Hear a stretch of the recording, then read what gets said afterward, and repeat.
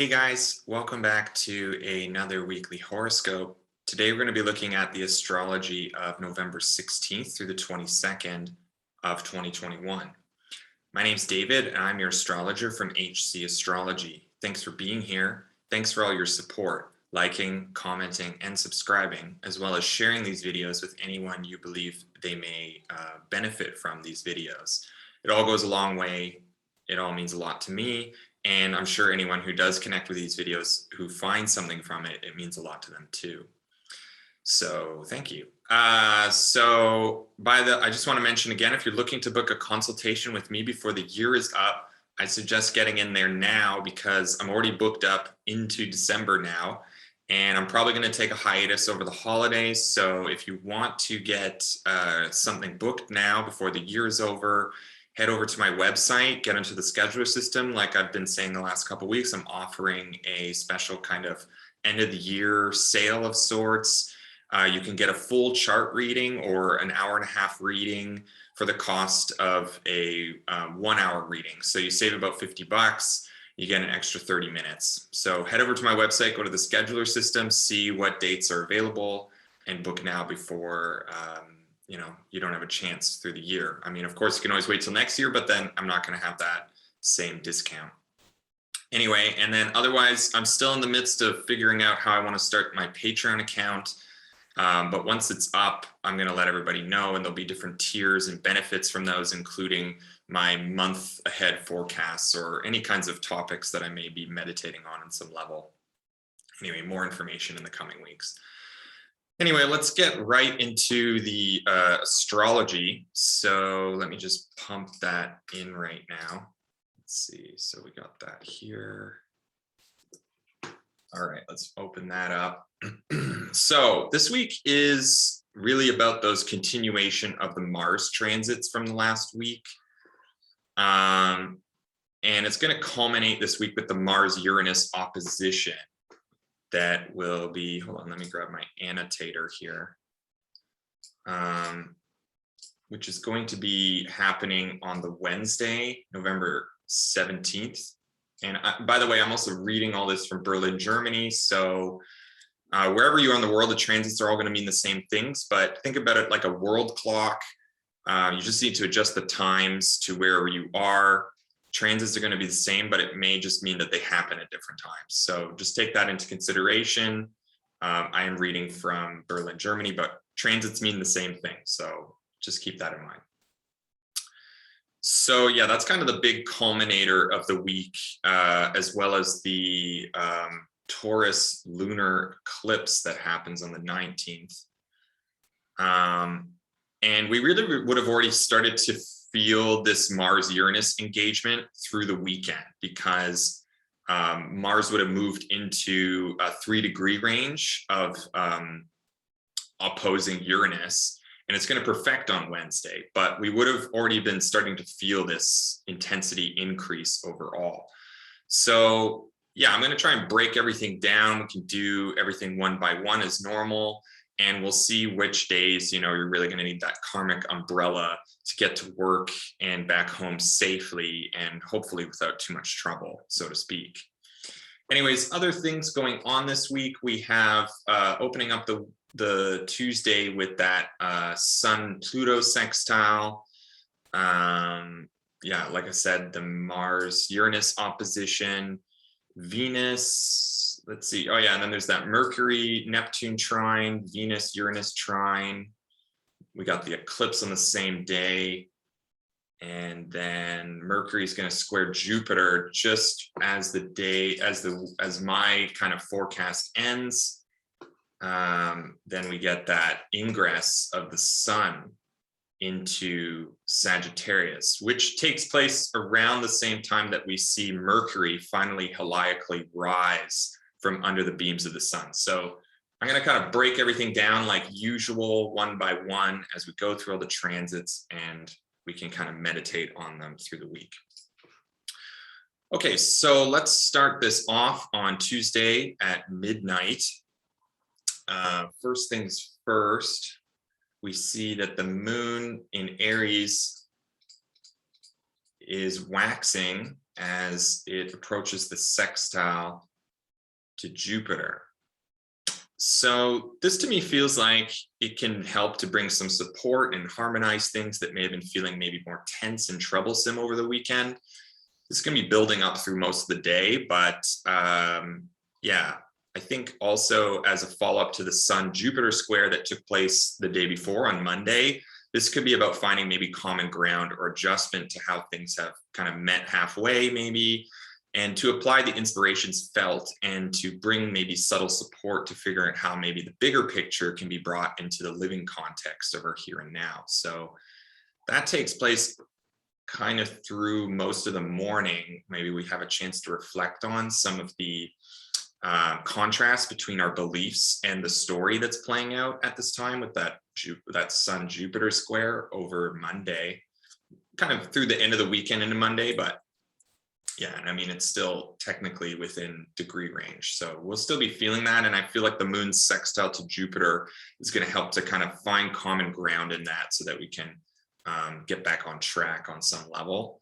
The moon then kind of moves into that square with Pluto. So this is this re-engagement with some of the fears that maybe came up in context during the Pluto conjunction from the previous weekend that the moon made to Pluto. So things that are bringing up those old fears or triggers could be pushing and prodding at us now. Maybe exposure to something fear-inducing is increasing the tension and intensity in that process of purging maybe something darker that has been lurking behind the shadows on some level. It may be, you know, later in the week, there's going to be some Pluto transits that will be more helpful and better for releasing some of the pent-up energies. But if anything does get released now, it may have a forcefulness and intensity to it. So there may be some friction felt and an impulse on some level to re-engage with panic or something, panic or fear, that something that has to do with, you know, some of the things that Mars is also pushing and prodding forward. And as Mars is moving into that opposition with Uranus, we're really going to be feeling the kind of impulsiveness of that, since Moon is in a Mars sign. And one of the other reasons why I'm not too worried about the square to Pluto right now is that the Sun also makes a sextile to Pluto. So this may be that kind of common ground found as well, that the Moon may have been feeling from Jupiter and the Sun is trying to bring into context with Pluto.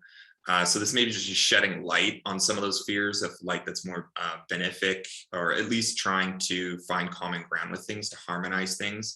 Rather than just feeling them, we can, you know, take a look at it in a manner that maybe helps us, supports us, adjusts things so that we don't feel the fear control things, but rather an attempt to kind of understand things, to see where there is room for action or solution of some kind, and maybe becoming a bit more turned towards a solution-oriented perspective on some level.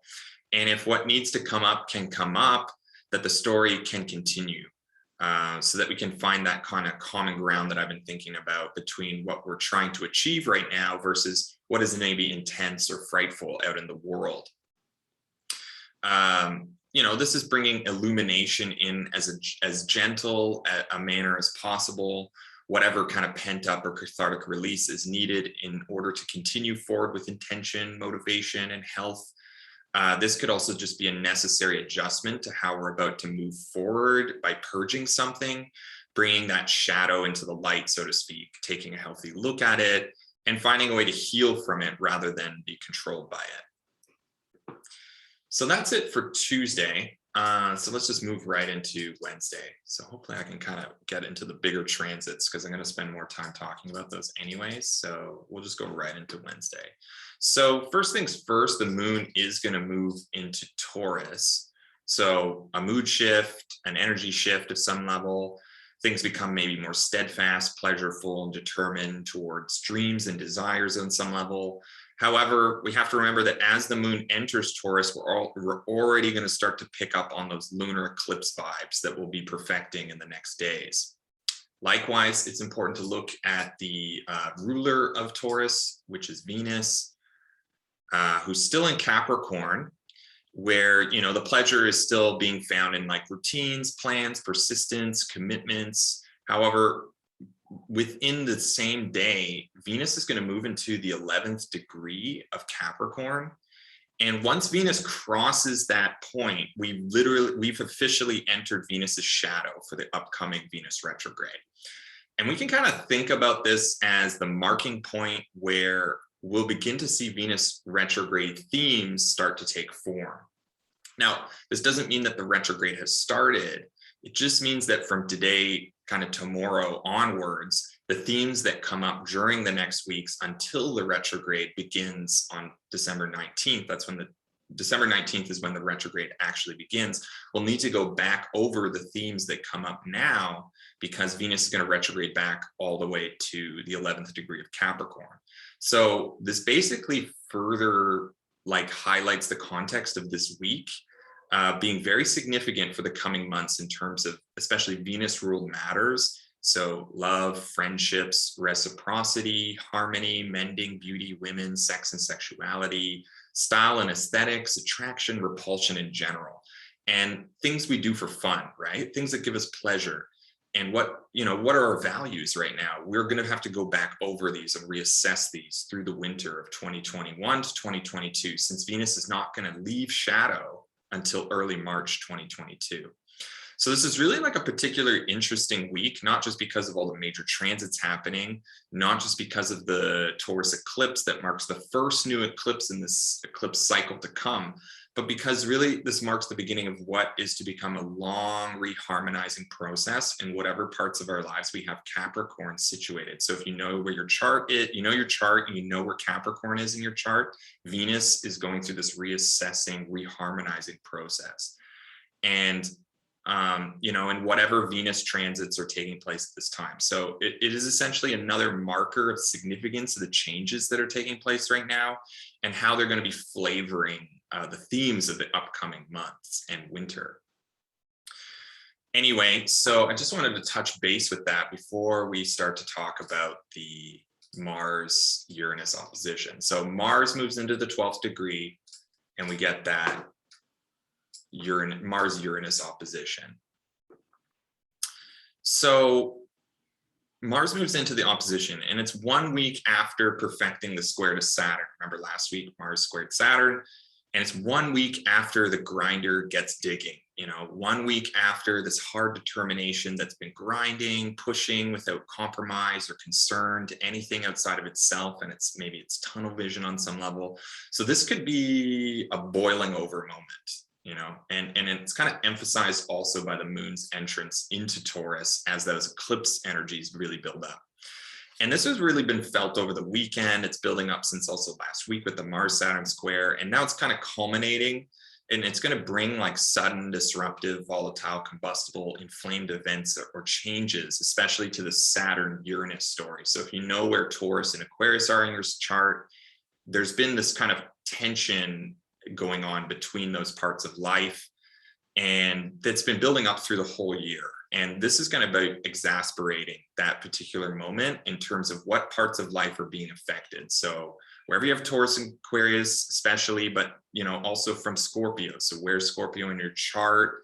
This is where things are going to be kind of getting exacerbated from. So just an example, Scorpio is in my 11th house of friends and networks, just looking at my chart. And so there's just been a lot of turmoil with friends.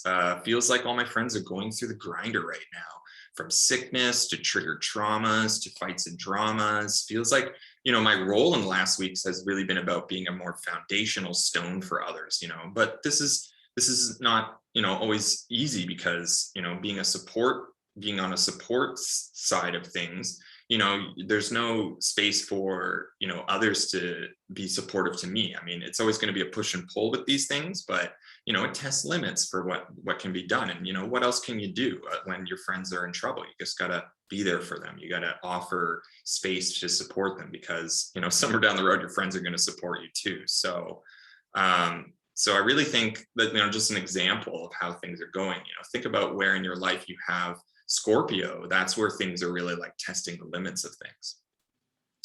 So this is where things change from that head in the sand, flank attacking, system provoking, and frustration expressing square that Mars, the striver, the defender, was making to Saturn, the systems of control the blocker from progress, or, there's something about Saturn and feigned appearances and resistance to change. And now that Mars is perfecting the opposition to Uranus, we could be seeing a polarizing dynamic tearing of sorts. So, where Uranus is this like catalyst and it's kind of isolating the volatile impulses and frustrations of this empowered Mars and Scorpio, out of any slowness that maybe Saturn is trying to invoke, from the previous week. And now it's kind of shifting and changing the tides of Mars's reactions and retaliations, frustrations and challenges, determination, forcefulness is going to kind of get extremed a bit. And this has the flavor, of like hot chili peppers, of combustible and inflammatory excessiveness, boiling over an already maybe volatile problem to a totally something out of hand. Again, I like to use the metaphor, like the image of, throwing water on a grease fire. It's like initially you're like, oh, I got to deal with this fire, but then you throw the water on it and then it's just like a really big problem after that. So just keep that in mind. It's like maybe your initial instinctual reaction to something is not going to be the solution you think it's going to be. So there's something kind of turbulent about this. There is this potential for accidents, violence, explosions even. This will bring disruption, unrest, and provoke to an extreme these kind of push-pull energies that have been between Saturn and Uranus that we've been seeing all year. And you can just expect maybe an amplification and extremes to this. Not to mention, like I was saying, with Moon entering into Taurus, we're turning up the lunar eclipse vibes that have been building through the following 48 hours. So, we could see many of the demonstrative, political, and social unresting stories of the last weeks culminating to some sort of extreme that is maybe circumstantial, environmental, and faded in some level. It's going to feel like completely, out of our hands. So likewise, on a personal level, we could see these strings of aspects bringing changes to our lives that we may not necessarily like seeing changed. Remember, these aspects are all happening in fixed signs or solid body signs, as they're called, which are places in our chart where we don't really like change so much. They are where we want things to remain steadfast, steadfast with Taurus, trustworthy with Leo, controlled with Scorpio, and progressive with Aquarius. And so with the Mars opposition to Uranus, there's a suggestion of sudden, disruptive, hostile, and conflicting change that can be frustrated and challenging because it's changing things we don't necessarily want changing. Furthermore, if you're looking at your chart, look to that 12-degree marker in any of the fixed signs, especially by conjunction. If you have anything in Taurus and Scorpio within that 3-degree range of 12 degrees of those signs, but also Aquarius and Leo, because there's going to be making those hard square aspects. Look to your chart for any of that, because it could be that these parts of your life, these parts of your chart are getting hit the hardest by this opposition right now. But especially the conjunctions in Scorpio and in Taurus, especially those. So it's also worth recalling some of the last, and to kind of give us a bit more of like the flavors of these kinds of transits, it's good to kind of look back at some of the transits before with Mars and Uranus, especially we can even look at the ones from this year. Some of the mundane events that went on during that time, including record-breaking wildfires during the when Mars made the square to Uranus from Leo. That was also the same time that we had those 2 buildings in Florida collapse. It was also when the Taliban militants were starting to make major headways of sweeping campaigns across Afghanistan as the US forces were withdrawing. And, it was also that same time when we saw that, like, they even said in the news, it's called Eye of Fire, which was an underwater oil rig explosion off the Gulf of Mexico. So all these things happen within that engagement range of Mars squared to Uranus. And, since Mars moved into that engagement range over the weekend, we have been, I don't know if any of you have been watching the news, but there's just been more kind of escalating things going on. So it's worth to recall some of the recent events, such as the Poland-Belarus border crisis that's going on right now, as well as some of the failures of the COP26 climate summit, and the OKs across Europe for lockdowns and the unvaccinated. In fact, I opened my phone this morning, looked at the news, and Austria has already approved lockdowns for unvaccinated people. So, this is kind of extreme stuff that's going on right now. And it's likely that we're going to see some sort of escalations to these stories being played out right now. But also maybe sudden and disruptive events taking place, either in retaliation or totally maybe even unrelated to these stories too. So it's important to take into consideration that there's an oncoming lunar eclipse in the mix too, and it may be suggesting that the changes taking place now are going to be played out over a longer period of eclipses over the next years, bringing changes that feel faded, oministic, and just generally amplified, because eclipses are going to kind of really amplify things. Lunar eclipses, I think, furthermore, we can think of them as like the closing of doors in some way. So it may be that doors are closing now, that the doors that are closing now are not the ones we're expecting to close or that we want to be closed. It may be that the closing of this door now brings into a state of uncertainty, of reversal of some kind. Still, to give a bit of a silver lining, trying to see how this could have some positive to it. It's always important to remember that for every door closed, another door is opening. So it may be that the events playing out this week and through the eclipse seasons that are kind of opening and closing doors to changes that take us down or are faded in karmic paths. It's best to keep kind of an open mind about these things, right? Because with every lunar eclipse, there's also a solar eclipse, and solar eclipses open doors and lunar eclipses close doors. So I think it's important to think of this week as being moving forward into eclipse cycles while simultaneously kind of forcing our ways out of the previous ones with Gemini and Sagittarius. So there's things kind of changing right now, and maybe they don't make sense or not necessarily what we want, but there's something faded about it. So maybe we can trust that there's something bigger than ourselves happening. And somehow I like these weeks of changes too. It feels good to be out with the old and in with the new somehow, to commit and determine forward with new intentions, motivations, and energies in general. And with Uranus in the mix, it's bound to bring some sort of excitements, maybe innovations and breakthroughs for changes for the future too. So trying to put a little bit of a silver lining on all this, because there is some kind of extreme language used to describe this right now. And there is a lot of extremes going on in the world. So just to give it a bit of a silver lining. All right, so let's just move forward from that. And next we're going to get Moon moving, perfecting the square to Saturn, just as it's getting ready to conjoin with Uranus. And again, this is just kind of reactivating, involving the Saturn-Uranus square back into the mix after Saturn kind of got hit by Mars from the flanks last week. But this time the Moon is with Uranus, and it's kind of going to be getting the superior square from Saturn, and that kind of blunt kind of beating maybe, or the end of the stick from Saturn today, and then Mars also the opposition to the Moon tomorrow.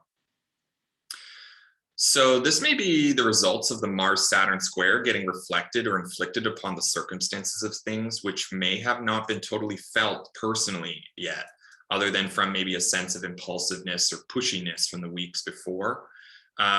It's going to feel constricting. So expect delays or disrupts of some kind. And it may be that there's a limitation to how we're able to do things moving forward that is being inflicted from like a larger context that is forcing us to stop, to slow down, to consider the bigger picture outside of our day-to-day, which is going to be challenging because while the Moon is in Taurus, the Moon is exalted, but it wants to do more lunar things, like some things that are nourishing. It wants to feel pleasure, it wants to be comfortable, not deal with disruptions, wants things to work out without too much effort. But this may be one of those Taurus transits where there's not really a chance for things to go as we want them to go. Instead, it's about things going the way the maybe system wants them to go, the way the plan wants them to go, rather than the way we want them to go.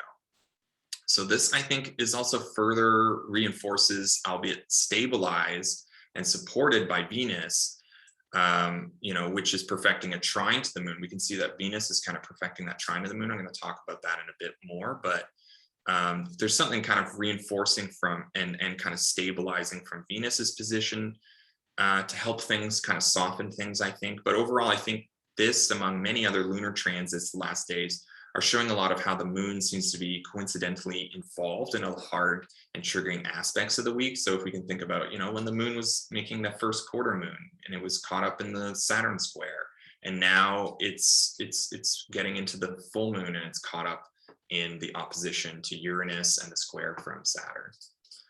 So, whenever the moon is involved in the big show, expect the events to take place to hit home a little bit more, to be a little bit closer to home, and then feels comfortable. So like when these convergences also entangle the moon, it means that these things are going to be felt, and it may be more uncomfortable than comfortable, so to speak. All right, so that's it for Wednesday. Let's move on into Thursday. Moon. So this is a pretty interesting day. It's a mix of both dynamic and supportive transits, being flavored elusively by that Mercury Neptune trine that's taking place.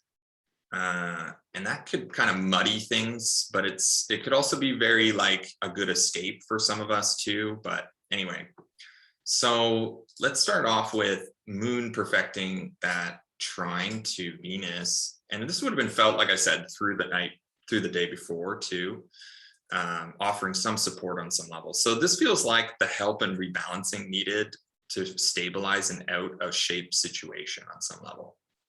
Likewise, Venus being in a Saturn ruled sign, I think is providing some kind of harmonizing and balancing testimony for Saturn, or on Saturn's behalf, who may have been a bit brutal in the delivery the day before or earlier. This may be connecting again with, the plan that has been bringing some pleasure, maybe a long distance relationship that's helping to bring us support, or something other that, although enjoyable, is also challenging on some level, because Venus is in a Saturn ruled sign and Saturn is in the square position to the moon. And this may require some patience and tolerance to get through it. This may be also receiving support from patience and tolerance. And although it does come with distance or some melancholy being in that Saturn ruled sign, it also feels committed, capable, mature, and long-term, these Capricorn significations.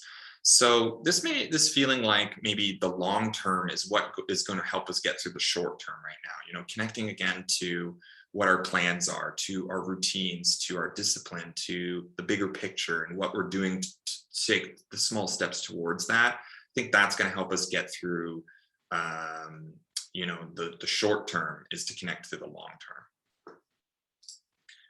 All right. And then the moon just conjoins with Uranus. So, now we're just integrating the chaos, so to speak, feeling what's been catalyzed. The suddenness might hit home now, may even hit the body. So just be careful of if you're taking any unnecessary physical risks, just be aware of that right now. This is feeling the radicalness of the times too, the innovation or the spark that lights the match.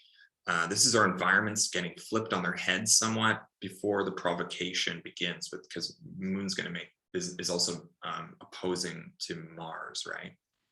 And sure, this is not the first time that the moon is conjoined with Uranus and Taurus, but this is one of those times where when the moon does conjoin with Uranus, we're feeling what's happening erupt or disrupt our circumstances or settings.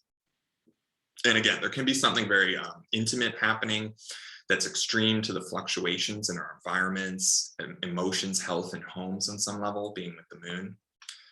And then, the moon's also opposed to Mars. And so we kind of close off this series of triggering lunar transits with the deciding kind of stab. That this may be the boil over, that may be the blow that knocks us off our feet, so to speak.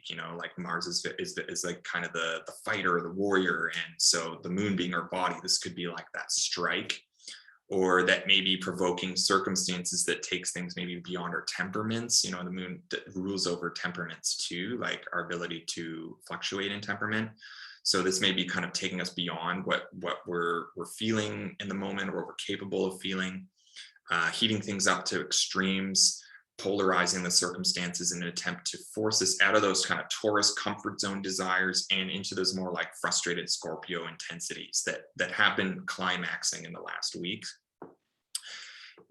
This is also like feeling what all the rage maybe has been about too, now we're kind of really like feeling what maybe others have been feeling too, like especially if they've been frustrated. So this is like getting the jab that takes us maybe out of our comfort zone.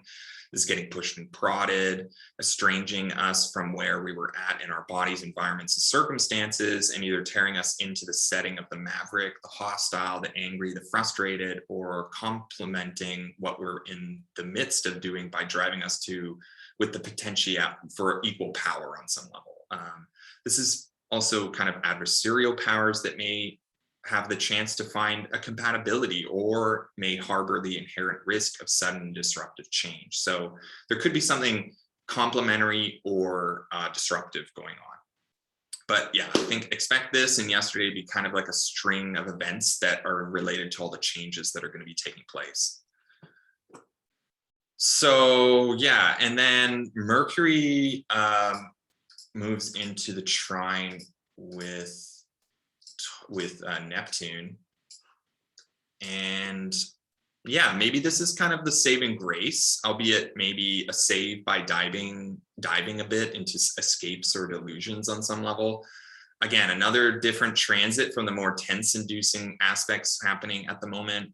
Recall that all the planets that are moving through Scorpio will be trine to Neptune, which again, although they do provide, they don't really provide anything like tangible or physical. They may bring us some romance, some fantasy, some dreams, some imagination that's supportive on some level. So they kind of mix things up a bit, so it's not just like this harshness. Still, recall last week with the sun's trine to Neptune, we want to be conscious of the fact that on any Neptune transit, no matter how positive, can be accompanied by some intoxicating effects of fantasy. And just like the trine to the sun, we have to remember that Mercury is one of these mental planets, right? Meaning that this transit can invoke, clouding of the mind or an unwillingness to see the truth. Like not really making a clear argument or a clear position on a conversation. And since Mercury is so information-based, it may be that we're only looking at the information that we want to see rather than the entirety of the facts. So we may be receiving to ourselves some sort of falsified truth and only learning and communicating those through a kind of a rose-colored glasses, so to speak. So again, just be mindful of your thinking patterns, as well as some of the words you're saying right now and the exchanges you're making. Things may not be entirely spoken with a mind that is understanding the totality of the information that it's receiving. We may only be saying and exchanging information that we want to hear and that we think maybe others want to hear. So yeah, again, try to trust your intuition and instincts. And with Mercury, try to question it if it doesn't feel solid and mediate what presents itself as fact, measure that, discover the truth for yourself, so to speak. Anyway, so one thing that's also kind of connecting with that too, the moon's going to move forward and then sextile with Neptune as it opposes Mercury. So again, moon with the mix with the transits. Remember, whenever moon's entangled, things are happening on a personal level, making that connection to Neptune and the fantasy, the escape, the otherworldliness, the spiritual, a place of healing on some level, potential sanctuary of some sorts, or somewhere we can hide and dissolve the problems of the everyday. This is getting ourselves lost in the sauce, so to speak, because we need it right now to harmonize our bodies, minds, and circumstances. This is maybe even also going on a date, doesn't have to be so extreme too. It could just be going on a date, could be taking ourselves out for a movie, indulging in a pleasure of some kind and bringing it into our environment so that we can nourish ourselves as things are increasing in intensity, so to speak. This is getting a little bit of relief, even if it feels a bit out of context or without any basis in reality too. So it may be that you won't be able to go totally deep also because of the opposition with Mercury. I'll get into that in a second, but it may be that we won't be able to go fully deep into the fantasy or escape because of this opposition. But that may not be entirely a bad thing, So since the simultaneous trine from Mercury to the Neptune could be clouding our judgment too much, and it may be not be totally appropriate to spiral down any kind of elaborate rabbit hole at this time. And just kind of like briefly about the the moon Mercury opposition, it happens simultaneously to the trine. So there's something about the cloudiness of our minds, and then also about like kind of the desire to indulge a bit from our bodies and minds. So this may be kind of the opposition, maybe the kind of saving grace from going too far down there, and maybe kind of preventing us from totally delving into fantasy, so to speak, from going off the deep end, or maybe even completely buying into the stories of confusion and misdirection. Mercury is not a planet, it's a planet that's rational and thinking and questioning. So this may be what kind of tears us out of desire for comfort and escape, brings us back into this reality check of some kind, because Mercury is also still in a Mars ruled sign, and Mercury is going to kind of adapt itself to whatever dominating force its environment is within. So it may just bring us back into thinking about these more frustrating, intensive things too, so that we can't just get full relief. This may be like going to the movies or doing something to check out, only to get that message that maybe prevents you from relaxing. This may be some destabilizing news on some level. So it's not really a great time to send out a message if you were planning on sending out a really like sensitive message of some kind, unless we are planning to send out one that does take others out of their comfort zone. Maybe you want to be the instigator, who knows? Or that draws us out of the escape or deeper down the escape. So it's hard to tell, since Mercury is also trine to Neptune, so it is a bit confusing. Anyway, so let's move on into Friday. The lunar transits really continue, but then things get a dose of super weird today, as when the lunar eclipse goes exact and Venus also makes a trine to Uranus. So first things first, Moon's going to square to Jupiter. So even though the aspects to Jupiter have all been hard aspects this month, it's still like Jupiter direct. Jupiter's also the greater benefic. Jupiter wants to affirm, confirm, and bring growth and to bring harmony to the greater collective and whole. I read a really great a note from Marcus Aurelius on Zeus that just basically says that, Zeus wants to, the purpose of Zeus is to lead to the health of the universe and the prosperity and success of the universe, right? So it's something to keep in mind with Jupiter, even if there's hard aspects happening, and maybe if things happen during Jupiter transits that are challenging. Jupiter's trying to bring things into prosperity in general. So Jupiter's direct. Jupiter is also bringing things together in Aquarius. It's organizing that bigger picture, attempting to aid in the creation of new laws to help Saturn that is struggling to keep kind of everything together. If we think back to that COP26 conference that fell apart, like that to me is like Saturn just can't keep things together right now. And so Jupiter may be trying to figure something out, some sort of solution. So they may be somewhat forceful, the changes that these are inducing, but they are going to be like helpful. There's some silver lining towards a positive and an affirming. And I just want to reflect on, something that somebody kind of challenged with some of the things I'm talking about with Jupiter. So, Jupiter, some people don't understand Jupiter's connection to order, but Jupiter is in many ways all about order. Sure, it's not the same order as Saturn, which is associated with systems of order, the maintaining of order, but is instead about the creation of order, right? So Jupiter is bringing together the pieces, like in a governmental process, to create laws that bring about order, because Jupiter is associated with judges, constitutions, and governments. So these are forces that bring about order through the creations of laws, generally for stability, right? There's going to be always corruption and hypocrisy. That's why Saturn's there. And whenever Jupiter is in fall, we can think of that as like a hypocritical leader of some kind. But generally, Jupiter is like trying to make things stabilize, trying to bring things together for this wholeness, the wholeness of the universe, right? So Jupiter on some level represents the demiurge, the creation of order. But Jupiter is not the demiurge, so there are flaws to Jupiter's capacity to do that. Anyway, so Jupiter's is about order, but it's not the maintaining of order so much as the ruling power to create order. Jupiter is functioning as an integrator to bring about this harmonious whole. So I think this is important to remember whenever these transits to Jupiter are happening. So with Moon square to Jupiter, this could be about that harmonious whole that is placing a more active and assertive motivation for change in our circumstances as they stand in the here and now.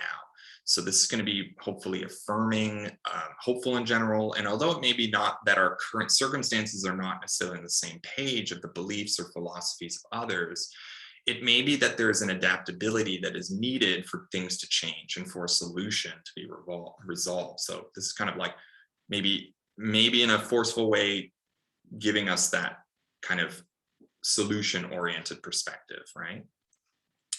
Moon is then going to trine to Pluto. And I don't know, this feels a bit lost in the mix right now, so I don't want to go too into it. It may not be even felt really, since it is a trine, but it may be suggesting that the transits happening now are playing a supportive role in the transformative or regenerative process we're all going through in relation to, the fear, the darkness, the pent-up energetic and cathartic release. That is definitely going to be playing out some kind of role during the Venus retrograde. Remember, Venus is going to retrograde while conjoined to Pluto. And, that would have already started feeling since early last week when the moon conjoined to Pluto too. So we can kind of think about it that way. That's how I'm kind of thinking about it. Anyway, Venus also trines to Uranus at this time. So overall, I think this is kind of like the wild card in the mix of things. It's thankfully a trine, so it is supportive on some level, but it's also kind of unclear how everything's going to be played out with Venus-related topics over the coming months, because Venus is now in shadow and will be retrograding back to this point later in the winter. So just expect something strange or outlandish, maybe weird, alternative, or out of the box, maybe out of the closet on some level. Something that was not typically your cup of tea is now something supportive, relaying of maybe a positive testimony of some kind to relationship, to love, to friends, to aesthetics, beautiful things, harmonious things, fun things, aesthetic things, as well as what feels attractive, maybe getting some kind of support, yet sudden jolt in a new direction. So, try to think back to the last time that Venus trined to Uranus during early August. What was going on that was maybe different or out of the box? An alternative that helped support relationship and connectivity. We can think about it kind of like that, but unlike then, this is a bit of a different and more mature context because Venus is in Capricorn. But we can look back to the last transit to get kind of an idea of the flavors that this transit will have. Plus, Venus will trine with Uranus 2 more times before leaving Capricorn over the next month. So whatever it is that is kind of avant-garde, weirdo, outsider, or maverick is going to have some sort of catalyzing yet supportive effect on the whole Venus retrograde process.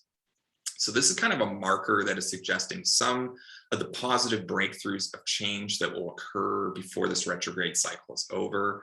And this may be engaging on, for example, this may be engaging in a relationship that is a bit outside of the box, that may also take you outside of the box with them on some level, maybe getting out to somewhere you've never been before, and maybe into a place that has, beauty that is maybe uncompromising. It may be beauty and nature that liberates a connection with beauty or something, that may play some kind of role in this Venus retrograde cycle, something that's supportive and taking us outside the box, kind of making relationships innovative or breaking through a relationship on some level. So it may be a bit random, but I think overall it is going to be some kind of good, maybe even sober fun. All right, so now the moon perfects the opposition to the sun, and we get that Taurus Lunar Eclipse. We are now really feeling the wildness of what this lunar cycle may have been about, since not only does it include the culmination of a heavily Uranian lunar transit, but Mars is still engaging with this opposition to Uranus. Just a couple days ago, it perfected it. It's kind of hostile, but the moon's now full. The moon is highlighting all things in Taurus. It's also an eclipse, and it's got those kind of amplified vibes. So This feels kind of like a convergence of some kind, like becoming aware of just how combustible maybe this whole situation can be, seeing that perhaps this is not maybe the best time to store or use flammable materials to, just metaphorically, but also literally. Things are breaking through. The promise of this lunar cycle is polarizing. We are at the tipping point on some level. What is it that we started 2 weeks prior during the new moon that now we have to make a decision about? What works and what does not work? Just looking at it as a full moon in general, like this is a culminating point, what works, doesn't work. We have to move forward on some level, something needs to be let go of or whatever, or something has come to blossom and fruition. But from this point forward, it's like at its height. So now it's kind of going to start to decrease. And we're at the high point of the cycle, and the only place to go from here, is down. So this is the stall at the top of the roller coaster before we're propelled forward by gravity into a series of like loop-de-loops and spins, so to speak. So although this is exciting and propelling, it also has the potential for trouble. Remember, Uranus is the planet of rebellion and Mars is this planet of impulse and anger. So together, these planets have the potential for mad mobs or for group thinking to go a bit wild, to take on destructive behavior. It's kind of like a stampede, right? It's like once all the animals get it in their head, they got to go this direction. They're all going to go. There's nothing that will stop them. So, because this is an opposition, there's this tension of opposites. There's this either going to be tearing apart or complementing in both our Taurus or Scorpio areas of life. And we're either going to see this energy propel itself towards change that is dynamic, explosive, or towards something maybe hostile, tearing apart that may end with things more polarized than they began with. So something to keep in mind. There's also positive to this too. Change is happening, and that change is a force that's propelling things forward. We can ride that wave. We can ride it in a tactful way. And then there's this kind of negative wave to it. It could be directed towards vulnerable and insecure places that need more protective consideration. If we think about the two sides between Uranus, between Taurus and Scorpio. So there's a potential for radical breakthrough, but they can also be potentially volatile breakthroughs. Furthermore, if you're looking at your chart, look to that 27-degree marker. Second, I'll move forward once more. But yeah, look to that 27-degree marker. And just like I was saying with, the 12 degrees, if you have any conjunctions, especially conjunctions in Scorpio or Taurus, if you have anything within a 3-degree range of 27 degrees Taurus or Scorpio, and especially Taurus, anything that's aspected to that degree in your chart is going to be hit the hardest by this eclipse, right? So you can think about it like it's a powerful full moon. And although this is a very short-lived, energized moment, it's also an eclipse with the North Node, which, although is out of sign, it does mean that we're getting all this Uranian and Martian forcible and rebellious energies coupled with an amplified full moon that is kind of closing a door. Lunar eclipses close doors on something. It's going to bring about change, fateful change that we have to deal with because there's really going to be no way around it. This is going to change us or change our environment that is flavored by these catalyzing, sudden, disruptive, assertive, sharp, edgy, uncompromising, forceful energies from the Uranus-Mars dynamics that are kind of demanding change, revolution, and evolution. So there's a feeling that like things have to change now or never. And with the dynamics of the lunar eclipse, it means that this change is closing a door of some kind in the circumstances and environment of our lives that includes the body, as well as those things which nourish and feed our needs. I've also heard that, I'm not going to talk too much about the fixed star algol, but the fixed star algol is being conjoined by this lunar eclipse, and algol is you can Google it yourself. What does this fixed star algol mean? But there is some intense significations related to algol. So yeah, it's a pretty extreme lunation. Expect the unexpected, expect changes to occur. And as we move through November, we're learning and uncovering new ways of confronting these uncomfortable and challenging circumstances of change that if we're willing to consciously choose and work with the change rather than get grabbed by it. Remember, planets are gonna wanna grab us and control us. by the changes, then we may end up with the circumstances that we don't like. So if we're not going to be active in the change, we may end up in change that we don't like or don't understand, and it may be more frustrating because of that. And we may find ourselves in a whirlwind of some resistance internally and externally, right? So this is activating two eclipses across an axis in all of our charts that has not been shaken up in a long time. Now this is the first eclipse between Taurus and Scorpio in at least 9-8 years, when the nodes would have been flipped, but a whole 18 years cycle we haven't had the same kind of eclipses. So with the North Node in Taurus and South Node in Scorpio.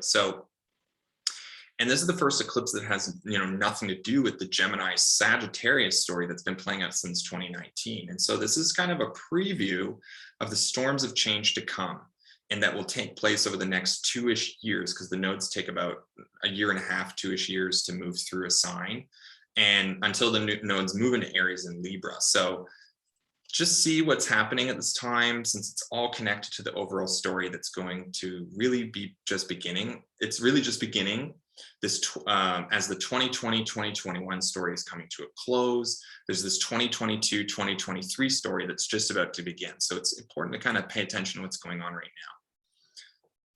And yeah, eclipses are also just a lot of fun to track, and to see how stories of change have taken place in a given part of life by following eclipses across a set of signs and house topics. For instance, just to give an example from my own life, eclipses took place between 2013 to 16 between 4th house, 10th house, and my 9th house, 3rd house, which involved a whole story of career and leaving home that ultimately ended with a lunar eclipse conjunct my natal moon in the 10th house. And this marked, because moon is also the ruler of my 7th, it also marked the end of a relationship that took place during my move to Europe, moving across the continent, across continents, across the ocean. Plus, since the eclipses during that period were mostly lunar in my 10th house, but solar in my 9th, the eclipses during that period were opening and closing doors between career, home, relationship, family. There were some deaths even at that time, travel, education, because of that 3rd house, 9th house solar eclipse, and 4th house, 10th house lunar eclipses. So it was super interesting, and I highly recommend just tracking some of that stuff, because it really, you can see these stories that play out through the eclipse cycles. Anyway, so that's my eclipse breakdown. So let's just move forward. The moon then moves into Gemini. So it's another mood shift, another energy shift. The atmosphere becomes maybe more airy, social, frenetic, flexible, communicative, curious. Social motivations are going to increase too, with the North Node being there, and the information is increasing too. So, it's just after that full moon. So, now there's this kind of opposing themes of increasing from the North Node, but decreasing from the moon.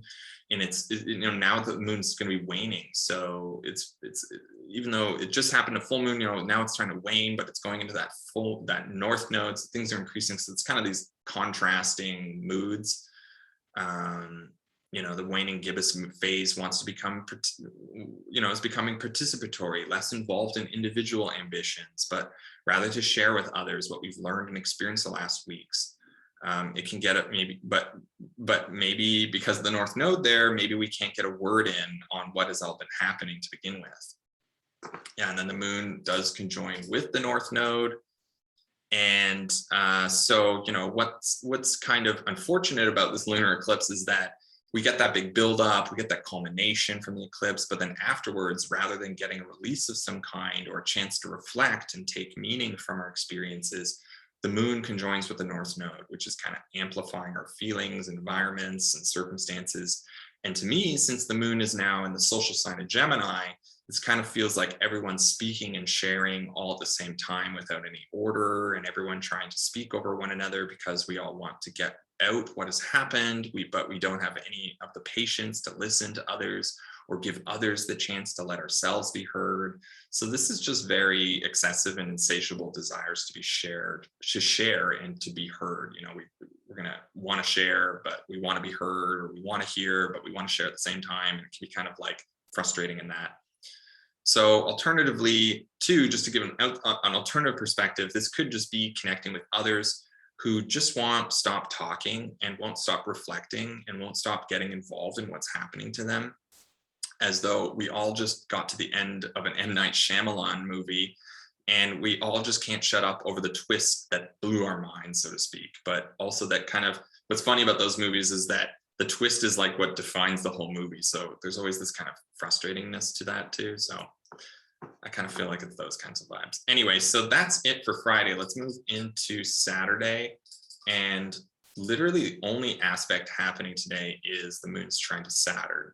And that's it. So, this also in Germany, it happens quite early in the morning. So I kind of think this has more to do with the ingress into Gemini and the conjunction with the North Node than it does with kind of anything else happening today, but it's going to be flavoring the day anyway. So this may just be the saving grace to the overflow of information, reflections, and sociability that takes place the night before, since Saturn is offering support from its domicile Aquarius to provide the moon with the structures and discipline to listen, offer wisdom, and identify with the ostracized or troubled that may have had a more challenging time during the transits of the last weeks than we did. Remember, it's not everybody that's going to be going through these troubling aspects or been feeling the troubles of them. Maybe with the moon, it's going to be more personal and everything, but there's going to be some people getting more hit by this than others. Remember, especially those with the fixed signs in the 1st, 4th, 7th, or 10th houses, like anyone who has Leo ascendant, anyone who has Taurus ascendant, Scorpio ascendant, or Aquarius ascendant, they're going to be getting hit the hardest by all this stuff. So it's important to keep that in mind. I think also with what Saturn and Aquarius is attempting to maintain and systematize things, right?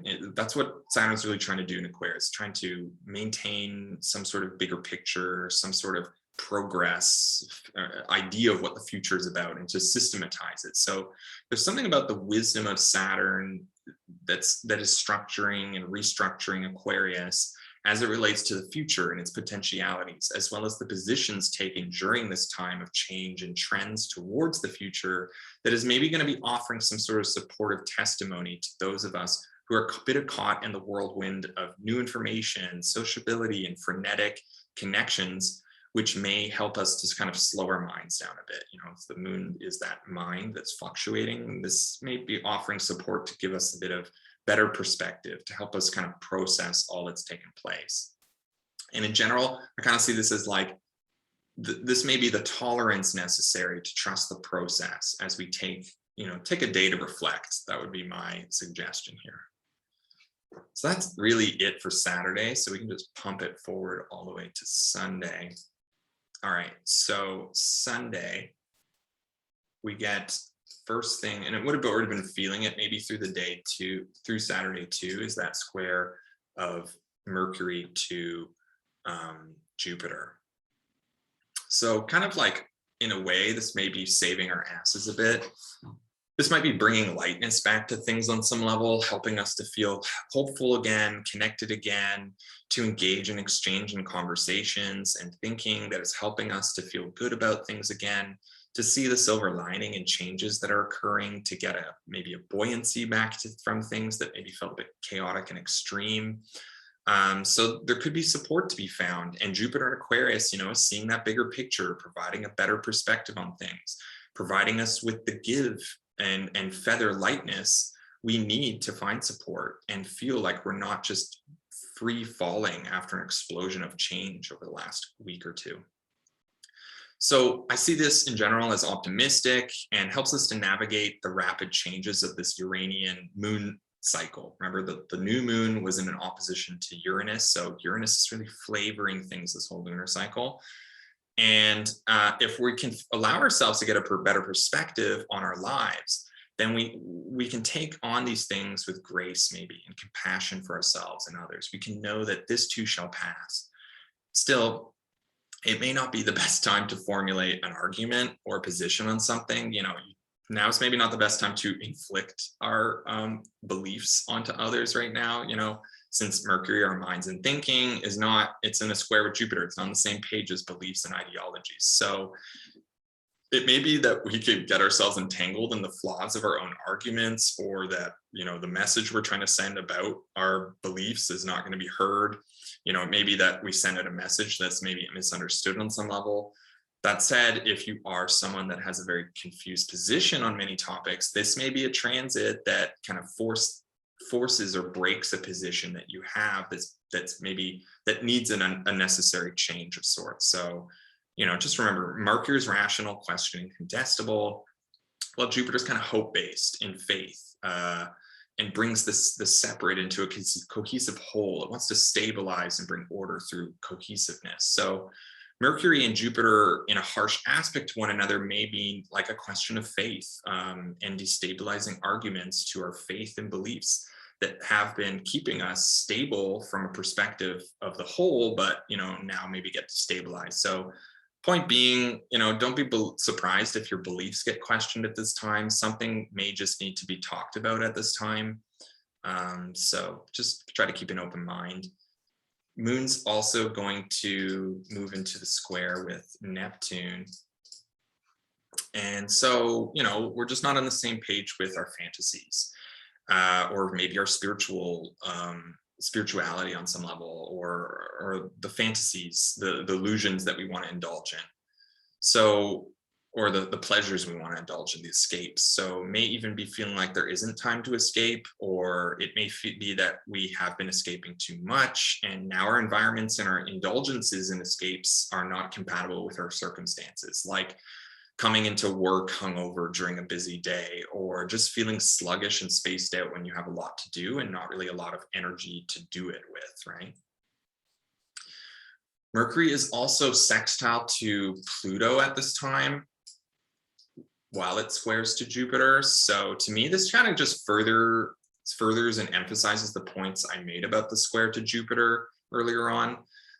This is connecting to, in a gentle and compassionate manner, what has been maybe troubling, scary, or pent up. Kind of connecting again with what the sun was doing with Pluto at the beginning of this forecast, trying to shed light on what's been troubling. Now Mercury's connecting in a more compassionate and healing way with those kind of pent up energies, and maybe through conversation is giving it a chance to release, right? So thankfully this is a sextile, not a square, right? So unlike the square back when Mercury was in Libra, and it may have felt like the information or the conversation about what's been pent up is being released in a more forceful manner, this is like the conversation has some space to release things in a more like healthy manner, with hopefully without conflict and without too much pressure or forcefulness. Still, I think it's important to keep in mind that it may still be difficult and triggering. Remember, it's Pluto, but there is at least a kind of connection of sorts that allows for us to communicate with words that can be hopefully cathartic, regenerative, transformative, and relieving. And I'm saying hopeful too, because Mercury is square to Jupiter too, right? So this may just be about clearing the air, saying what needs to be said in a compassionate manner, trusting the process, and releasing ourselves of the past and the intensity of the past. This may be having the words and the communicative skills to admit defeat and surrender. This may also just be about asking for help, making amends, receiving help, and making an exchange that is on some level healing and purifying. And I think this is further enforced because the moon then will trine to Jupiter, right? So, just as the sun makes its sun is also just about to move into Sag too. So I'm going to talk a bit about that too, but sun is just about to move into Sagittarius. And with the moon connection to Jupiter, I think this signals a good and supportive movement, a turn towards redemption and support, to giving ourselves a break and to getting support from the bigger picture, which may be feeling so far removed from our personal context that to get support from it may feel a little like grace from God on some level. So this is a kind of a nice contrast to the Mercury-Jupiter square from earlier in the day, and this may help us to once again connect with the bigger picture, to get support and affirmations from the Aquarius story of future-oriented trends, and providing us with faith we need to ground ourselves and bring ourselves back to a more manageable perspective and all that's been happening over the last weeks, so that we can, feel harmony of the whole and to connect with a spiritual perspective that includes a holistic relationship to reality. I like to think of that idea of spirituality is a healthy relationship to reality. And I like to, whenever I see good connections to Jupiter, I see that as like that affirming connection to reality. So especially being in a Saturn ruled sign. So, allow yourself to be hopeful again, to get some relief from, a hopeful and optimistic perspective of things. So that's it for Sunday. We can move now into Monday as I close up this report. And first thing that happens is the sun moves into Sag. Mercury is going to likewise enter Sagittarius the next day too. So that's going to be my next report. But you can think about this as a positive shift at the end of a week that's been challenging. And I see this as, this gives me a sense of optimism. Especially to this roller coaster of changes that may have occurred over the last weeks during Scorpio season, the last bits of Scorpio season. And, the last 29th degree, the anarchic degree, is always the most kind of extreme degree in any sign, because it's always the bounds of a malefic at the end of any sign. So, the story's gotten a bit more extreme near the end of Scorpio season. And with Jupiter Jupiter now rules over the sun. Jupiter now rules over the story. The sun's now in a fire sign. It's going to feel more comfortable there anyway. So, with Jupiter really being the one also that's been bringing the most good at this time to this season of change, I could imagine that as more planets enter Sagittarius, there will likewise come a little more optimism to our day-to-day endeavors and course of action if we think about what the sun's function is. So, it's important to keep in mind too, and I'll talk about this in my next report really next week, but the sun and Mercury are going to conjoin with the South Node when they enter into Sag. And so as the sun enters Sag and we start to see, illuminate, write, and actualize the final pages of our current eclipse cycle between Gemini and Sagittarius that began in the spring of 2020, and brings that whole process of change to a close as we enter into a new eclipse cycle between Taurus and Scorpio. There is still one more Sagittarius eclipse this December, but this ingress of the sun into Sag is really signaling that now that the story is coming to a close, this is going to be the final big hurrah before we close this chapter and open a new one. So overall, in general, feeling very positive about this ingress of the sun in Sagittarius. And I think once Mercury joins the sun, this is going to be a Sagittarius season where our beliefs, our faith, and our sense of the bigger picture of things is going to be getting that one last hurrah before we get set into a greater permanence. We set into greater permanence our sense of the future of things and the cohesiveness of things. And that there is a redemptive quality to this Sagittarius season, which with the South Node welcoming the party, I believe suggests that it will come from a detangling and a diminishing of the more severe qualities of recent events. So, our philosophies are about to change, either being solidified or being let go of and turned over for a new understanding and perspective to come into illumination. This will be a Sagittarius where the ability to change our minds becomes pertinent and emphasized.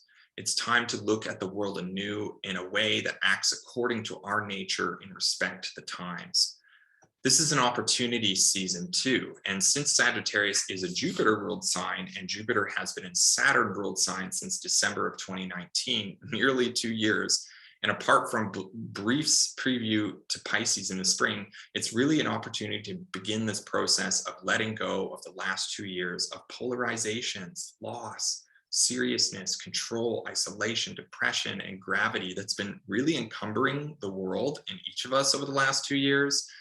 Now it's the beginning of a new chapter where we can, let go and turn over the affirmation we can turn over to affirmations, to grace, to generosity, to growth and trust, all these Jupiter significations, that there will become space for the creation of new and affirming laws and an overall harmony to the order of things as Jupiter moves further and further along in Aquarius, further and further away from Saturn and towards Pisces, and a new period of creation and expansion. So now's the time to start this process of opening up again. However that means to each of us, individually. Some of us are still going to be challenged by the system right now. So, keep that in mind. There's going to be, with this whole Aquarius story, it's all about insiders, outsiders, who's in, who's out, who's marginalized, who's not, right? And, this move into Sagittarius season is going to get us that perspective maybe on where we stand in that position. So I think it's time to practice what it means to be more open and willing to see the world anew, to redeem our perspectives of the world in general, to reconnect with the bigger picture from a more adventurous, enthusiastic, and promising perspective and passion on some level. Remember when Venus entered Sag too? We got that redemption through pleasure and adventure and having fun doing things that are, out in the world. So it's time to let go of the darkness and the restraint. And it's time to practice living a new way of life. This, to me, is the silver lining needed during a wild ride in November. This is the light shining into a sanctuary within a very long tunnel. Now, one thing I want to say before I move on to the last transit of this report, which is the moon's ingress into Cancer, is that we can see that Mars is now 15 degrees away from the sun. So Mars is finally coming out from being hidden under the beams of the sun.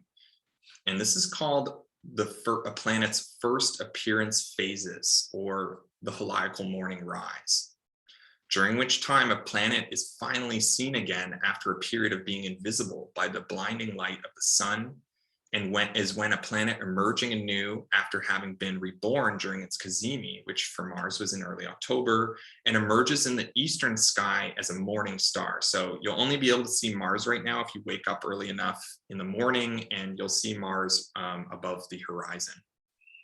And it's going to be visible there. And it is said that when a planet finally reemerges from under the beams, its significations become intensified, as the planet is symbolically reborn, regenerated, and filled with vigor and strength after finally becoming visible again. It's very like Phoenix reborn type vibes. So we can look at a planet moving into a heliacal morning phase as likened to a crescent moon. It's perceived it's crescent moon in any given lunar cycle. The planet is seen for the first time, the moon's going to be seen for the first time, the planet's seen for the first time. It makes a sudden appearance of sorts. It's perceived and reveals its intentions for the oncoming synodic cycle, so for the next 2 years with Mars.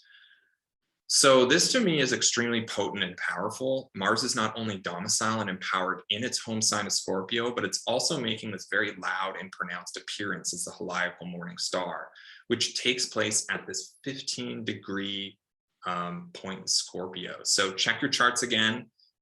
Any fixed sign placements, if you have 15 degrees there, Mars is making some big announcement there. So right in the middle of the sign. And this suggests that Mars is really making a statement. It's not going anywhere fast. Mars is a bit of a slower planet. And so it has something that it's intending to do, share, and communicate, right? So let's keep that in mind when the sun enters Sag, that something Martian is being very pronounced right now. Okay, so that's kind of second last thing I want to talk about. Now the moon moves into Cancer, shifting the mood, empowering this need for safety and security, the familiar, the tribal, the comfortable, the nourishing. This is moving away from the calamity and into the self-care routine, back to the basics, recharging our vital essence that has been completely drained, battered, and bruised over the last 2 weeks. So this is giving ourselves a much needed break, and simultaneously happening to the Sag ingress of the sun. I think this is very positive. So, this is a chance to reground ourselves, to reflect on how we feel, to give ourselves a break, to do some self-care, to have some comfort and resource, to be more emotional and sensitive after a long week of not maybe having the opportunity to do that. So this is a good time to connect again with our eating habits, making sure we're eating properly and healthily, taking care of our bodies, taking care of the connection between our mind and body, making sure that our bodies are in a place that we can feel more grounded and capable to deal with maybe, sensitive and emotional topics moving forward. This is about giving ourselves the opportunity to do self-care, to reflect, to connect with those who offer us emotional support, and to find space in our day for taking it easy a bit, taking a bath even, eating healthy, drinking water, resting into what feels grounded and manageable. This is taking care of ourselves, because by doing so, we're capable of continuing to engage with and offer support to others. So guys, that's it for my report this week. It's a doozy, I understand that. I hope that you can all see the silver lining and all the things that I'm talking about, and just trust the process. Change is inevitable. This is how, there's something also that Marcus Aurelius talks about in terms of fate, that, it's a blessing to be in this universe, to be a part of the weavings of fate. And so if we can kind of connect with that on some level, we can trust that this process of change, it is coming from a place that's like part of a bigger picture. So anyway, let's look about next week a little bit. It's going to be a bit different in terms of what's going on, a little bit more hopeful, a little bit more more manageable transits. But basically the sun's going to conjoin with the south node. I kind of talked about that a bit. Mercury ingress Sagittarius as well. So joining sun there to get more hopeful, get a bigger perspective. Mercury is also going to conjoin with the south node of the moon too. So I'll talk about that too. And then we're going to get that Mercury cazimi in Sagittarius, which, although Mercury is not in great dignity in Sag, I think this is a good thing. So, and then the last thing is Mars is going to trine to Neptune. So again, getting that kind of like otherworldly support, and that Sun and Mercury have already gotten. So everybody, that's it for this week. Again, I just want to let you know, if you're looking to book a consultation with me, now is the time to get in there. I'm still offering that discount until the end of the year. I'm going to take some hiatus for holidays and stuff like that. But if you want to get in there before the end of the year, go to my website, schedule in a consultation. If you want the discount, book a basic consultation and just write there in the formula that you want the discount, and then I'll give it to you. Okay, that's it for everybody. That's it for this week, everybody. Wish you guys all the best. Keep coming back. Bye for now.